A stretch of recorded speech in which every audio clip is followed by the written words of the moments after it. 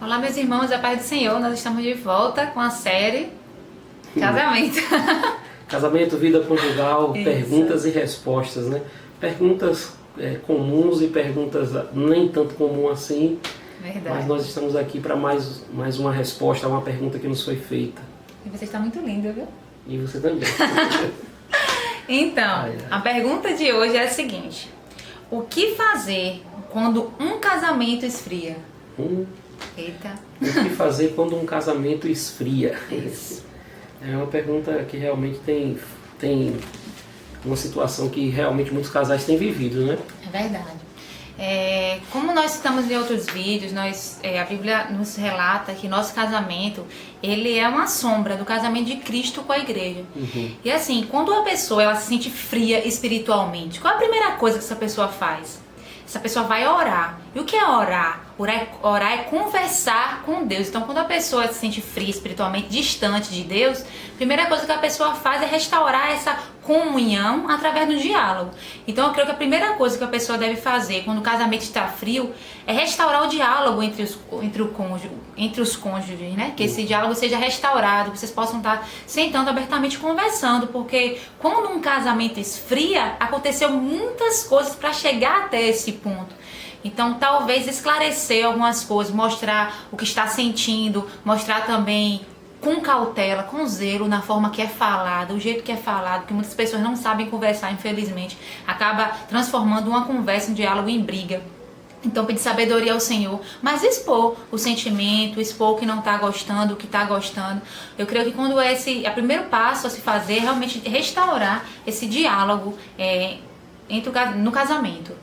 Com certeza. A comunicação, quando a comunicação falta, não tem como ter um aquecimento, uma afinidade mais desenvolvida, né? Então, normalmente algo esfria por alguma razão, né?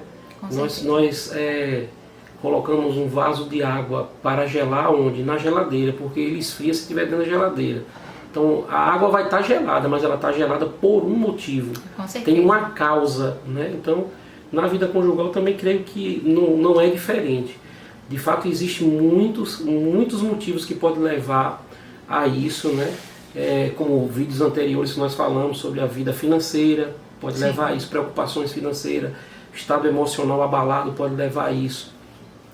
Mas tem coisas que também podem contribuir, tipo o marido não está valorizando a sua esposa, né? Não está dando o devido valor que a esposa tem, não reconhece a esposa naquilo que ela faz, naquilo que ela é, como também as próprias mulheres, elas têm, hoje eu não sei por que passam pela cabeça delas, que depois que elas se casam, elas têm que se desleixar, né? E aí se desgostam, não se cuidam mais, né? Não se arruma. Gente, isso acontece muito, né? Não se arruma, não coloca um perfume. Coloca a maquiagem para quando vai para a rua, mas não coloca a maquiagem para esperar o marido quando ele vai chegar em casa, do trabalho. Essas coisas são coisas que a gente não percebe, mas que são somadas a todas as outras, né? Então eu acho que são fatores que somados geram isso. E depois chega no final, acaba, como a gente ouve muito nos aconselhamentos, uma frase que diz assim: o amor acabou, né? Só que esses dias eu estava falando para um casal, não sei se foi para um casal, foi em um culto que eu estava pregando. Falei, se você disser para mim que o amor acabou, eu vou te chamar de mentiroso, né? Porque a Bíblia fala em 1 Coríntios, no capítulo 13, naquele capítulo áureo sobre o amor, né? Ainda que se eu não tivesse amor, nada seria, que o apóstolo Paulo cita lá. No capítulo 13 de 1 Coríntios, no versículo 8, está escrito assim, eu estou com a palavra de Deus na mão, nós temos utilizado a palavra sempre aqui, era o nosso manual. Amém. Então no capítulo 13 de 1 Coríntios diz assim: o amor nunca falha. Tem versões que diz assim: o amor nunca acaba. Então se você se alguém vem se aconselhar comigo e diz o amor acabou, eu quero me separar porque o amor acabou, eu digo, você é mentiroso, porque a Bíblia não diz que o amor acaba, a Bíblia diz que o amor nunca acaba, tem alguma coisa errada, mas o amor não acabou. A verdade é que nós falamos aqui sobre outros livros, como esse livro aqui, As 5 Linguagens do Amor, do Gary Chapman, que é um livro que fala sobre uma identificação através de uma linguagem que a pessoa entende que está sendo amada, né? Então, tanto homem como mulher, nós desenvolvemos linguagens, né? Pelas quais nós entendemos que somos amados, né? E às vezes pode ser que o seu cônjuge esteja com algum tanque dele, como nós chamamos dessas linguagens de tanque, algum tanque vazio. E por estar com esse tanque vazio, a sensação é de que não é amado. E aí, se tem essa sensação de que não é amado, vai entrar uma frieza no casamento, né? E essa frieza, ela é um espírito maligno que entra. Eu recomendo você conseguir restaurar logo a comunhão, a comunicação, né, com o seu cônjuge, você que fez essa pergunta, né? Restaurar a comunhão, conversar abertamente, falar abertamente, lembrar de momentos de quando vocês se conheceram, como era no começo, né? A própria Bíblia, o próprio Jesus fala, lembra do seu primeiro amor, volta no primeiro amor. Então lembra como foram os primeiros dias, né? Exatamente, como foram os primeiros dias, o que é que você fazia que ela gostava, o que é que ela fazia que vocês gostavam, juntos, conversem sobre isso, mas primeiro e antes de tudo, lembre-se, o amor nunca acaba, né? O apóstolo Paulo dando uma instrução para os casados, né, em 1 Coríntios, no capítulo 7, que é uma carta que ele responde sobre aspectos conjugal, ele diz lá, maridos, o seu corpo não pertence a você, mas pertence à sua esposa, você mulher, o seu corpo também não pertence a você, pertence ao seu marido, e ele diz, não vos defraudeis uns aos outros, ou não vos priveis uns aos outros, a não ser por consentimento mútuo, para vos aplicardes a oração, e depois ajuntai-vos outra vez, né, para que Satanás não vos tente por causa da vossa incontinência. Então o apóstolo Paulo, se você olhar bem nessa primeira carta de Coríntios, ele meio que mostra que um relacionamento íntimo, conjugal, um relacionamento sexual entre marido e mulher, ele está entre momentos de oração. Então Paulo diz, você ora, você se ajunta. Você ora, você se ajunta. Vocês oram, melhor dizendo, me corrigindo, né? Vocês oram, vocês se ajuntam. Vocês oram, vocês se ajuntam. Então, é como se Paulo estivesse dizendo para mim, o relacionamento sexual, ele está entre momentos de oração. E aí Paulo leva essa relação sexual para um nível de santidade. Sim. Leva o sexo como algo santo. E de fato ele o é. Se eu e você, dá para eu e você parar para imaginar como era o sexo entre Adão e Eva antes do pecado entrar no mundo. Imagine aquele momento que eles viveram como marido e mulher antes do pecado. Imagine como era a relação sexual daqueles dois, sem consciência de pecado, sem influência de pecado, duas pessoas vivendo em plena santidade e podendo usufruir do sexo dentro do casamento. Não existe egoísmo, né? Cada um queria fazer o que o outro, sabe? Queria pensar sempre no outro. É interessante também que a Bíblia ela fala, né, para lembrarmos de onde caímos e voltarmos ao primeiro amor. E a gente pode fazer isso não somente em relação à nossa vida com Deus, mas nós podemos lembrar onde foi que esfriou. Já que é uma sombra, né? Isso, já que é uma sombra, onde foi que esfriou? A que momento foi que eu comecei a sentir isso? O que é que aconteceu para chegar a esse ponto, sabe?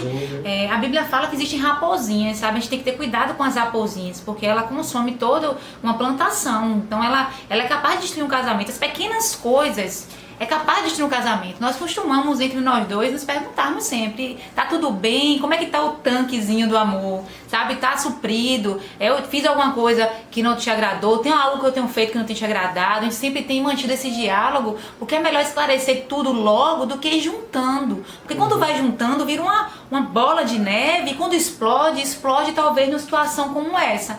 Uma frieza no casamento, que também pode estar referente sexual, mas também em relação ao sentimento, achando que não gosta mais. Com certeza. Esse livro, ele traz as 5 linguagens básicas do amor, e ele mostra que muitas vezes nós, na verdade, sempre quando vamos e começamos um namoro, nós potencializamos tudo em nós, tudo de melhor, a gente tenta expor. Nós nos arrumamos o melhor que a gente consegue, fazemos um prato mais gostoso que a gente consegue para a pessoa, e a gente tenta mostrar o nosso melhor. Mas quando passa que nós casamos, muitas pessoas falam sobre a crise do segundo ano de casado, mas é porque as pessoas vão se desleixando, como meu esposo falou, vão se desleixando, já tá casado, né? Não precisa conquistar mais na mente de muitos, já conseguir, e aí acaba se desleixando. Nós mulheres temos que lembrar que os homens, eles são atraídos pelo que eles veem. As mulheres é mais pelo que escuta, mas os homens é pelo que veem. Então, assim, seu marido sai para trabalhar, seu marido vê pessoas, vê mulheres na rua, e às vezes estão todas arrumadas. Chega em casa, você tá com cabelo despenteado, cheirando a cebola. Mulheres, vocês têm que despertar nisso. Homem, ele é atraído pelo que vê. Se arrumem, assim como você se arrumava no namoro, que a gente no nosso namoro não seja uma propaganda enganosa para os nossos cônjuges, não. Que a gente venha manter aquilo. Se a gente conseguiu manter no namoro, a gente pode manter sim. E filho não é desculpa, casa para arrumar não é desculpa, a gente consegue. Se a gente conseguia se organizar no namoro para dar o melhor de nós, a gente também consegue no casamento, sabe? Então, lembre, como meu esposo falou, como era no início, e tente voltar a esse primeiro amor, como a Bíblia também nos ensina. Sim. E veja o casamento como um jardim, né? Como um jardim, você vai precisar cuidar, você vai precisar regar, você vai precisar adubar, né? Você vai precisar ter alguns cuidados para você não perder o jardim. Então não é diferente com o casamento, você deve agir da mesma forma, né? Aí minha esposa falou sobre coisas que as mulheres devem observar, né? Como se cuidar. Eu vou falar para os homens para a gente encerrar o vídeo. Eu falo para ela assim, ó, existe 3 hados que não pode faltar. Aí eu vou dizer para você, marido, 3 hados, né, que eu falo para ela, ao a gente ir para o nosso quarto para dormir. Então eu tenho que cumprir os 3 hados: banhado, escovado, cabelo e dente, banhado, escovado e perfumado. É assim que eu vou dormir. Muito bom, sigam então, você.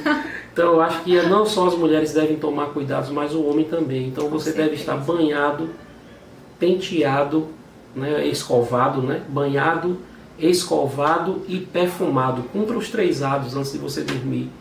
E dê honra à sua mulher, né, fazendo isso com o seu próprio corpo. E você, mulher, também. Amém, glória a Deus. Dificilmente um casamento assim vai esfriar. Com certeza, e mantendo o Senhor, né, como sempre a terceira dobra, né? Sim, com mantendo certeza. o Senhor como a terceira dobra, sempre orando juntos. Orar juntos certifica muito o relacionamento, viu, irmãos? Orar juntos, sabe, orar um pelo outro, impor as mãos um no outro, estar fazendo a oração. Isso fortifica um casamento. E reconhecer as virtudes da outra pessoa, né? Com certeza. Deus continue abençoando vocês. Um beijo no coração. Um abraço. Até os próximos vídeos. Tchau.